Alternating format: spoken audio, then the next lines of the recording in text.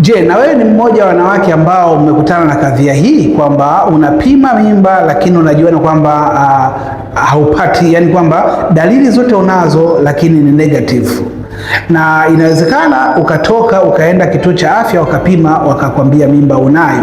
Unajua nini kinatokea? Ni kwamba mara nyingi vipimo ambavyo huwa wanawake wanavitumia nyumbani vinategemeana na homoni ya HCG. Sasa hii homoni mara nyingi pale asubuhi kabla haujala au hujanywa kitu chochote inakuwa ni nyingi sana. So mwanamke akipima kipindi hiki inakuwa ni vizuri na anapata majibu ya ukweli, lakini akipima wakati ameshakunywa maji, ameshakunywa vimiminika mbalimbali au amekula vyakula, inaharibu ile hormone.